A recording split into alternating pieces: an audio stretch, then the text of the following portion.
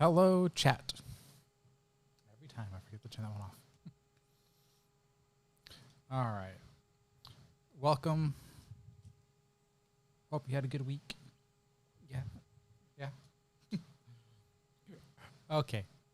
So today I want to talk about what is directory services and talking a little bit about how to create an Active Directory, which would be pretty fun and pretty simple.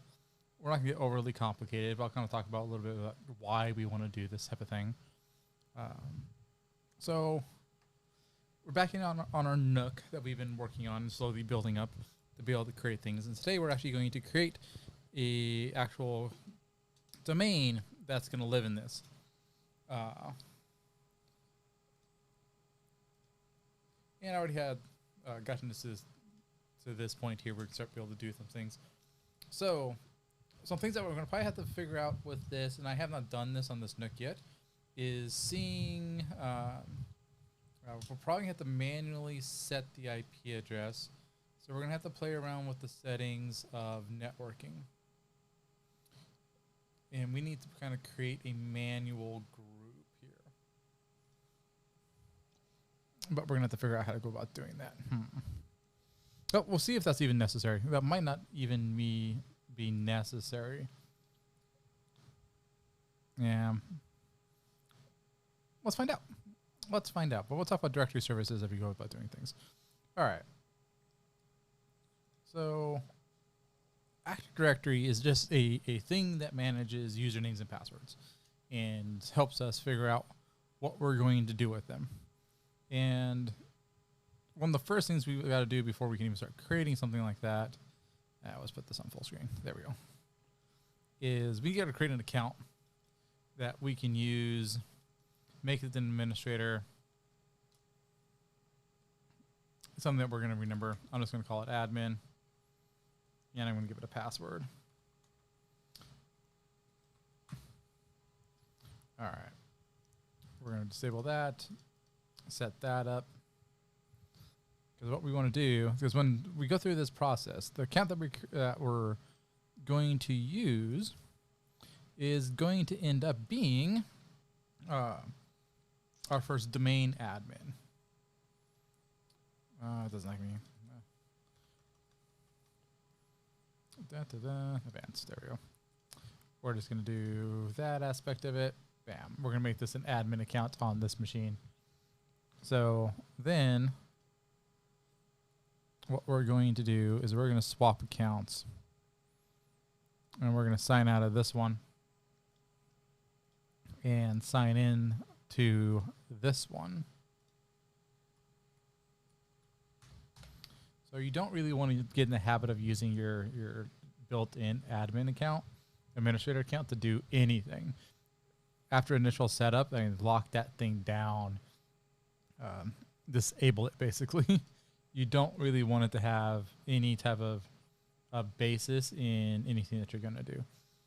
All right, so let's go ahead and kind of build ourselves an Active Directory. So we're going to do this in Windows 10. Oh, sorry, Server 19. So we're going to add it to a role of the server that we're doing. Now, why is this important? Why are we using Windows to do this? Is there other things that we could be doing this on? Yes, there are other things that we could be doing this on. For right now, we're going to talk about through Windows, through the first couple of these things that I'm doing. And then we might take a look at this from a Linux perspective. Okay, Active Directory domain services. That's what we want. And if you notice, it's going to turn on some other things, the LDS tools, admin center, blah, blah, blah. All right, and we're going to turn on the lightweight stuff too. All right. We are not going to deal with DNS and DHCP right now. Later, we might kind of play around with this, but for now, we're not going to touch it. All right, so why are we choosing to do this with Windows? Well, it's popular. You shouldn't. Some people like to only live their world in one ecosystem when it comes to this. If you want to be a Linux person, well, you're going to be a Linux person. That's the only thing you ever want to touch. There's a lot of people out there who want to just be a Windows person, and that's the only thing they want to touch. It is better to kind of learn both, because in reality, you're going to do a lot of things in the Linux when it comes to this. Now, eventually, I want to get to the point in time where we can start talking about Azure Active Directory, which is where most of the stuff is at nowadays. This is considered like legacy Active Directory. Restart if needed. Okay. All right, I'm going to force it. I'm going to say if there's a restart, just go ahead and do it. Don't wait for a confirmation from me. And go ahead and do it. And while it's doing that. Okay. So a lot of people use Windows, right? It has a market share that is like depending on where you want to look at, like either 60 to 80% of all computers are Windows based. All right. So that means that you're probably going to be coming across a Windows domain more often than you are either a Mac or a Linux domain. That's just the way things are. I mean, there's not really like not too many options out there. I mean, just being honest with you. So the likelihood of coming across a Windows domain is just higher than us seeing a Linux domain right off the bat. Now, we're going to go look at a Linux domain, look at some of the stuff through a Linux lens, and we're going to get in there and see that a lot of it's still the same, because all we're really dealing with here is username and passwords. And that's really all directory services is keeping a list of usernames and passwords. All right, we're waiting for these things here to finish all of its stuff. Refresh completed with one or more starts. Yeah, we know this. All right, let's go ahead and promote this bad boy upwards. So the first thing we have to think about is this a brand new domain controller sitting inside a domain? Is this a new domain controller in an existing forest? Or are we adding a new forest? We're actually going to be creating ourselves a new forest. Okay. So what is a new forest?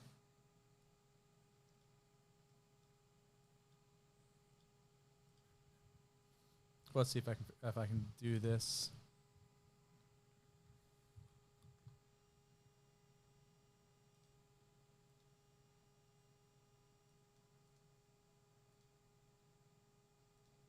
Give me a second here. I'm going to swap between which ones are extended and duplicated.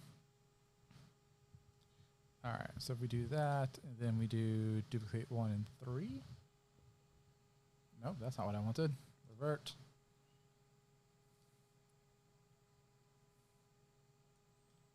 We want to be 2 and 3. There we go. Okay. So I'm going to do a little bit of drawing for a second. You get bad drawings by Ryan today. And this is only kind of the state of point here. Then we'll go back into our server and play around with things. Okay, so you can have some domains. All right, we're just going to consider this and circle a domain here for a second. Okay. All right, we can have our initial object, and it's going to occupy something. Okay. So we have our domain, and for what we're going to build right now, we're going to do forofdeath.com, and I'll get into what this is here in a second. So we have our domain that's sitting inside there. The first one that we create, we're creating a forest with our first aspect of this, and then we're going to seed our forest with objects. And this could be a domain controller or a new domain inside of this one. So for-def is the overarching, so it needs a domain controller. And that domain controller is what's connecting to all the objects who are inside this domain is going to connect to. Now, I could have another domain connected to my forest. So I have my forest, and then inside of there, I could have something else. And this domain, this forest, what am I going to do? This forest could also have its own DC. And this is very common. So when you start seeing things like Bob for blah, blah, blah, we could even go deeper to this and go in, let's go dog.bob.for.death.com. I mean, so we could have forests within forests within forests. All right, that's totally fine. But you have to have that initial forest, and that initial forest is going to have that initial domain, and then everything else is going to kind of trickle around from there. All right. Into Bad Drawing by Ryan. Let's see if I can get this back to the way I had it. Bam.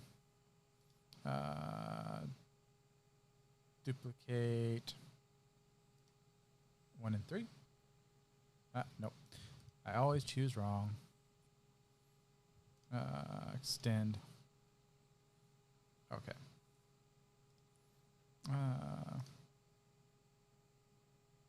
So 1 and 2. It's always 1 and 2. Duplicate 1 and 2. Okay. All right, there we go. Okay. So we're going to create a domain. And because, guess what? I already have a domain that I'm going to use. Now, here's the thing about domains. There's a level of carefulness that you have to do depending on what you're doing with this said domain. If this said domain is going to be public facing, then you need to own the rights to this domain. All right. So far, that shouldn't be like overly like complicated. What I'm saying by that is if it's something that we can get to on the internet, then you should own the rights to it. Don't use somebody else's. One, it's illegal, and two, it's probably not going to work because whoever manages that domain, I use Google to manage all the domains I own. I own about 4 or 5 of them now. And by the way, Google is an absolutely fantastic place to purchase a domain if you're looking for one. So if somebody else were to start trying to use my For of Death out there, Google's just going to shut that shit down. The DNS just wouldn't work because forofdeath.com is situated to a Google DNS. Don't care if anybody knows that because guess what? I have a website called forofdeath.com. So you'd be able to find out that information. Now, if you're having just an internal one that's on a private network that isn't being seen out there, and there's no way for it to be able to go onto the internet and hit a DNS that is not on the public side, then you kind of have a little bit more, you have more room to be able to kind of play around with the directory, with a domain name. This probably something that you can remember, something easy for you to use. And like if you're doing anything like this, where you're taking videos and stuff like that, you probably want it to be appropriate. You'd be amazed how often I have to say that type of thing. So we're just going to go with what our channel is called and kind of build from there. And this is going to be our central location of everything that we're going to do. All right. So we have Windows Server functionality level of it. So if I click on this, you're going to notice that I have other functionality levels. And what this means is that if you notice, I can jump this down all the way to a 2008 with a domain functionality of 2008. So there's been additions of server. And every time they put out one of these editions, which guess what? Here's the primary like 5 versions that's out there right now. These all have a little bit different capabilities. And when you create one of these, it's going to set up all the settings and everything underneath that. You can have a lower one working with a higher one.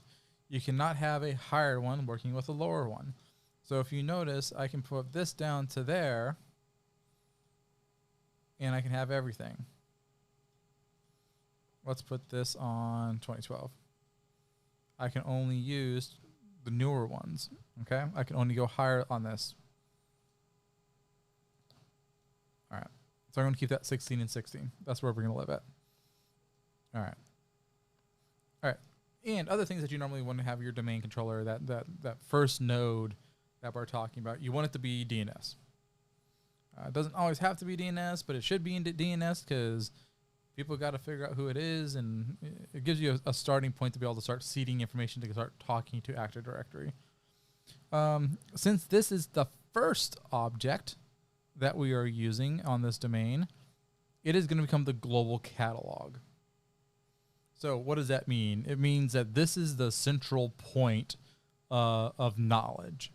It's the everything else is going to seed its information from this domain controller, and it's going to hold the main catalog of everything. Now, on a single machine that we currently have, not an issue. Now, eventually I'm going to get the replication, and we're going to have multiple Active Directories running on multiple domain controllers running at the same time. And when that happens, you don't want everybody to be a global catalog. You don't want everybody to choose who writes and reads. No, you want one to do it, and everybody else is just mimicking what that original one does. This other box here, another one that's not clicked on, we can't actually turn this, is a read-only domain controller. So I can create a domain controller that can sit in another forest or in a location, or on the borderland of a forest. Maybe it's something that is in a no man's land type of scenario, and I can set it up so it can only be read. So that way, no one can ever write to it. Anything that ever happens to it won't affect the rest of the domain. It's a singular point. All it can do is read from the global catalog and the main domain controllers, and it'll act in that functionality. But if anything ever happens to it, nothing's gonna ever affect the rest of the organization. All right. So we got this in directory service restore mode. This is important.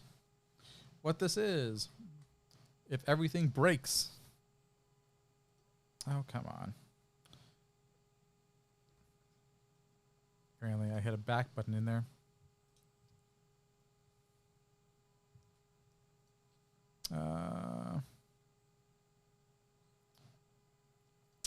Because I forget to put the .com.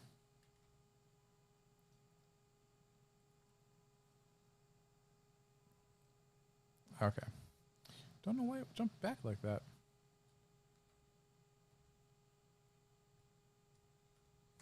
Okay. What we're doing right here is we're setting up a restore functionality. If anything ever goes bad, and we have to get in there and fix things, get into DRCM mode, we need a password for this. Now I'm using a password that I'm already aware of. I'm not going to tell you what it is, which is you use a password that is common. Now, in a work environment, if this wasn't just a test environment right now, where I'm just going to do some basic stuff, I would be creating a massive amount of notes and configuration documentation to go along with this. I am not worried about that today. All right. It's giving us a warning saying, hey, do you want to create a DNS? Don't have to worry about that because guess what? This is the first DNS server.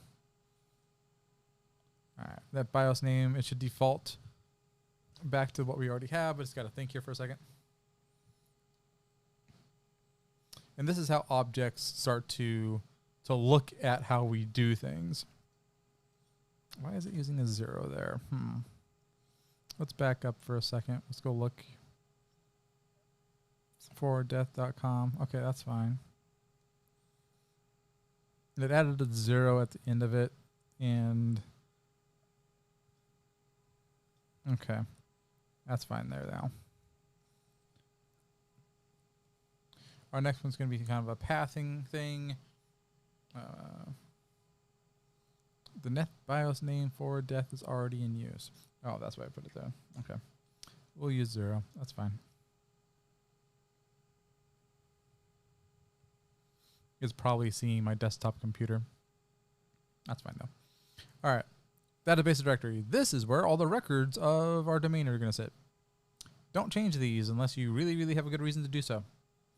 I'm not really sure why Microsoft even lets people choose.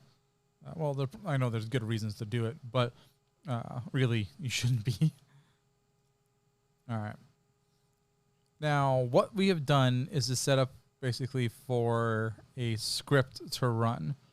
And here you can go ahead and see what this script looks like. Okay. So what's next to this? And it's going to go ahead and run through the directory, the Active Directory creation portion of it. All right. So this looks fairly straightforward and easy, right? Yeah, it is. All right. All prerequisites, everything came back with a green. Once we click go on this, it'll go. All right. So next time we interact with this one, the Active Directory should be completed. This will take a couple minutes to do, probably not too long. On your first run through creating something like this, when it's bare bones, you don't have to worry about creating additional domains in forests or additional forests in the domains. You don't have to deal with any of that kind of stuff. It's fairly simple because there's not a lot of other things you have to worry about.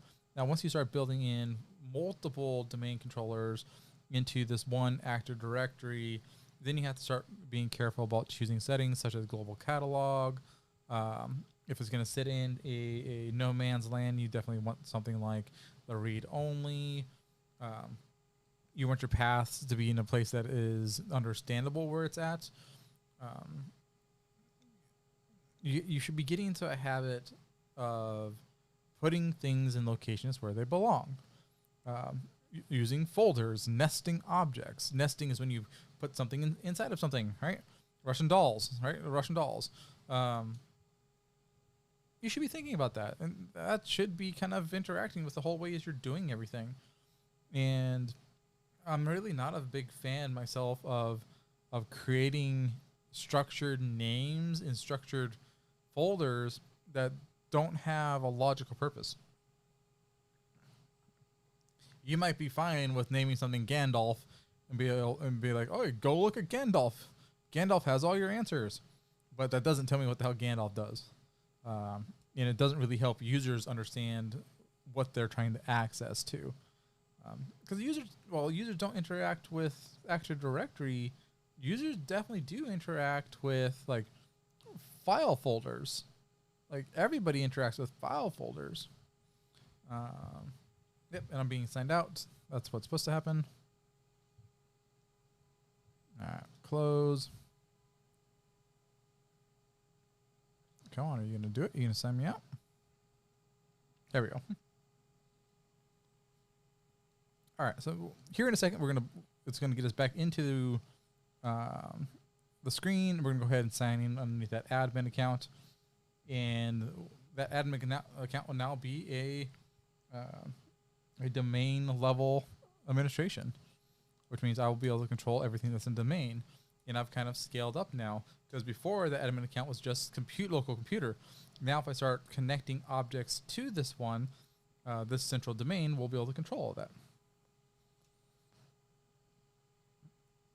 I'm curious on how fast this Nook is going to be able to go through this process. It could take a couple minutes. Worst case scenario, it takes a couple minutes.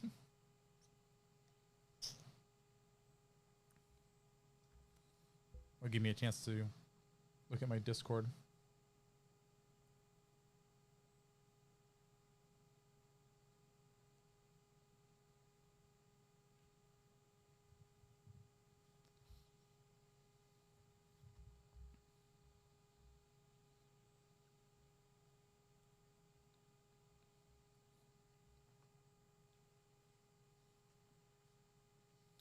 All right, so what's going on right now? So we've now told the server, hey, I want you to configure the settings to be able to do this.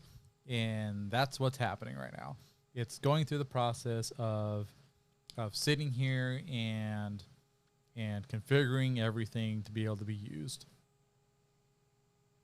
It just might be a little boring for the next couple minutes. Yeah, I looked at it earlier. Let's see here. See if it'll tell me if I scroll over top of these. Nah, it's not going to. I think if I go over here, how much do I have allotted to this? I think I only have like 4 gigs. Yeah, I only got 4 gigs of memory allotted to this.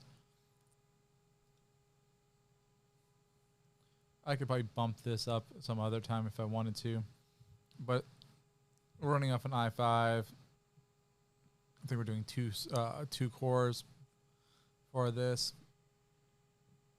Let's see here. Yeah, 2 virtual cores, 4 gigs, giving it 90 gigs of space. It just doesn't need a lot, but it is going to take a little bit of time for this portion to go through here.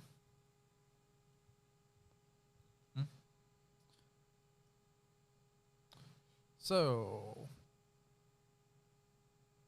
what else can I talk about this? All right, let's talk more about directory services. All right, we're moving currently into, like, the whole world, all ITs is moving into a little bit of aspect of directory services being done online, so that it's not necessarily going through a local server, it's going through something like Azure Active Directory.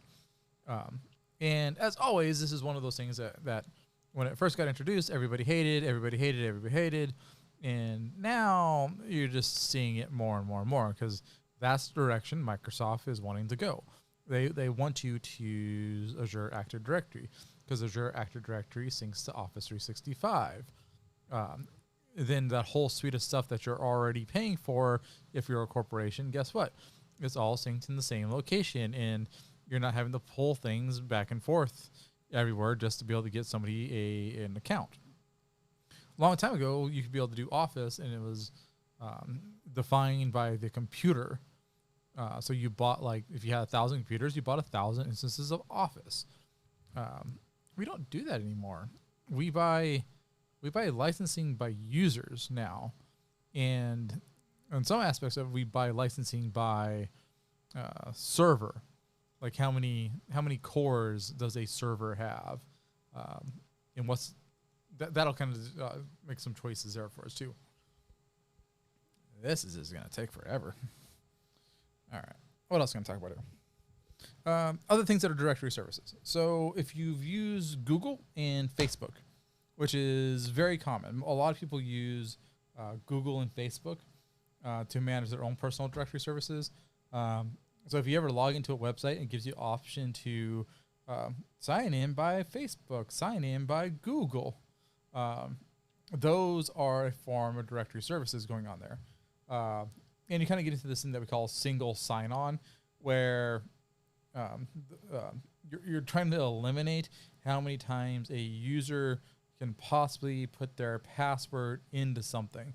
If you type it once into Google, and then Google can pass that username and password and your information off to another site, and technically you're only signing in with Google, and then that whoever that is, that host object is, knows nothing about you other than the little bit of information you want to share with them. That is the intent. Now, here's the kicker. It's hard to tell exactly how much information Google, Facebook, Apple's actually giving these organizations. A good example of not knowing this is Cambridge Analytics. Cambridge Analytics, they had more access to Facebook than probably what they ever should have had. And yeah, that was a good example. If you're not sure what Cambridge is, it's not a bad thing to go take a look. Okay. So we now have a domain. That process there, what did that take us? 20 some odd minutes. It took a little bit of configuration time because it had to, actually build itself into a domain. But we now have Active Directory up and running. Now, you notice I still have a exclamation mark over here. This is probably waiting for, actually just doing a refresh aspect of it. Bam. All right. Right now, we're just going to wait for everything to be turned on. And once that's kind of done, a lot of these boxes here should start to go green again. It just might take a minute or two to do. Refresh complete with one or more warning boxes. All right, fine. I will go in here and click. Cannot get event data. And you're activated. Stop complaining. All right. And if you notice, now it's saying network issues. All right, let's go take a look at our network issues. It's saying we have no network access. That's not necessarily a bad thing. Let's take a look here. Let's open up command prompt. Let's go ipconfig 192. Okay. Can we ping? All right. So here's an interesting occurrence of something.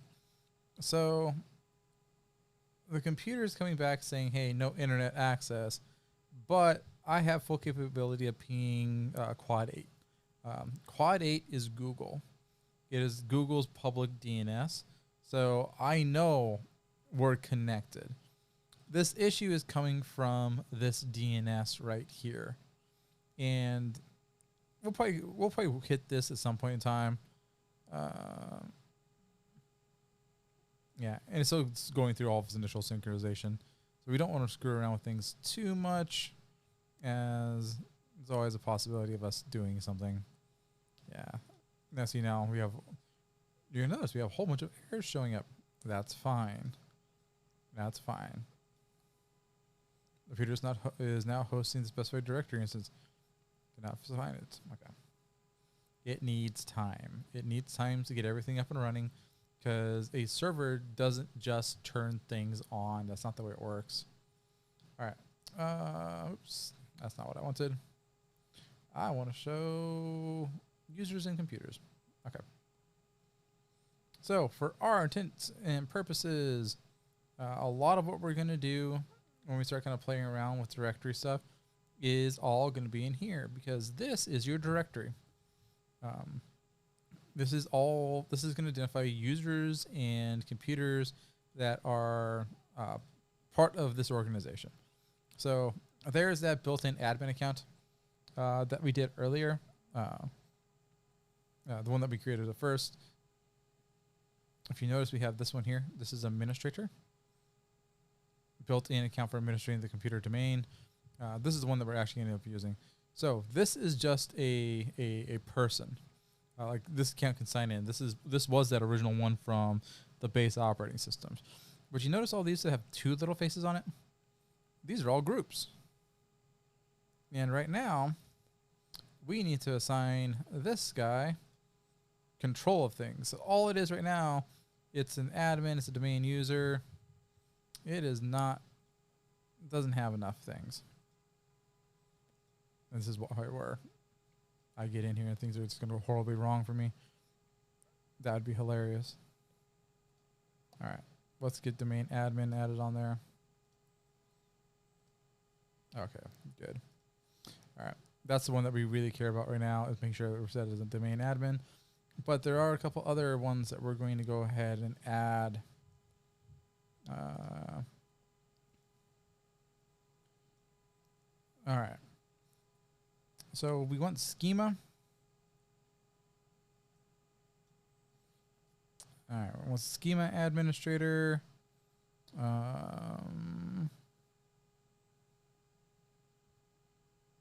We're not running Hyper-V, so I don't care about that. We have domain admin. We have administrators. Okay, yeah, admin schema was probably the only other one that I really cared about there. All right, so this account now can control everything that's going on this computer. So when we think about scaling of power, okay, a standard user can only do what the domain is telling it to do. A domain admin, while it still has the domain rules applied to it, can change those rules and do what they want with it, type of thing. So that's what this account now has capability. It can do whatever it wants to. It can alter the baseline rule set of how this domain operates. And we'll kind of get into that when we start getting to group policies. And now we actually have a group policy, because now we have a forest. And now all of our children inside of this forest, so we could have multiple domains going on, this can all be applied to it. Now, if we notice,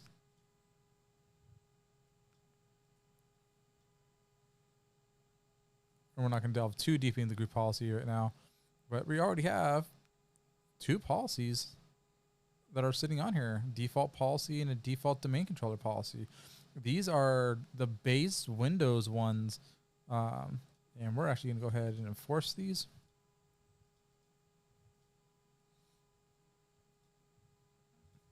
And if we're kind of curious on what they are, we could just run the settings report, and it's going to come back and say, hey, I've now configured all these things.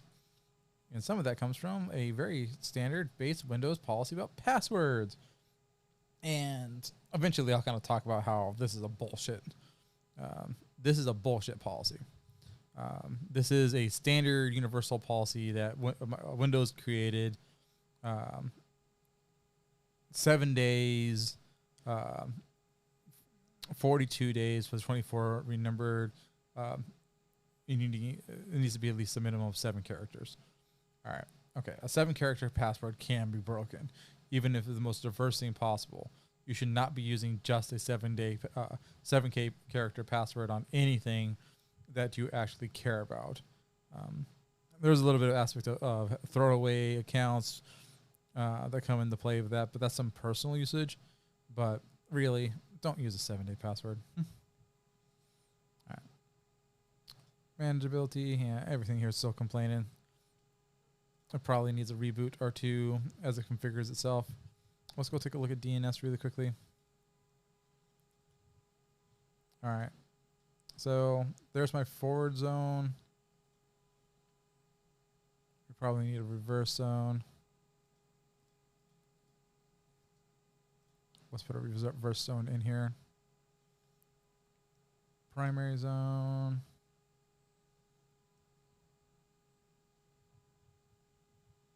In this forest. Reverse IPv4.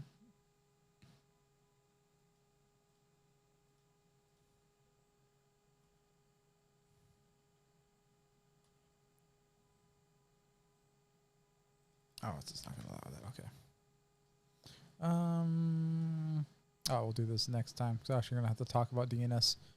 So I'm not going to set that up right now. I don't want to set up something that I'm not going to spend time to go talk to you about. Okay. So, go back to what I was saying. We have a full directory. It's up and running now. We now have the capability of doing things. There is our domain controller. It is now our first node, our first object on this network. And as we progress, we will add more objects to this network.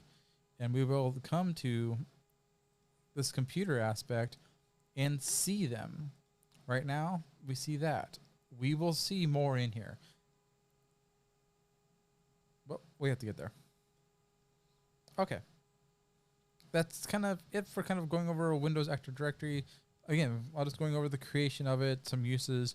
We're going to I'll delve deeper in this the farther along that we keep going. And hopefully you'll learn more as we go. Okay. That's it for tonight. I really appreciate you watching. I hope people find this interesting and learn something from it, especially if you're kind of delving into this world and you're learning more about what IT is. It is always good to kind of see how some of these things work in a smaller scale before you start doing things in the bigger scale with it, which is kind of what we're doing here. We're working on small scale. All these things that we're doing will scale. It'll grow big. Everything that we're doing right now can grow into having millions and millions of objects associated with it. and we could potentially do that. I don't have that many objects to do that with, but I could. All right. Thank you for watching. I hope you enjoyed, and come back again later. All right. Have a good night. Bye.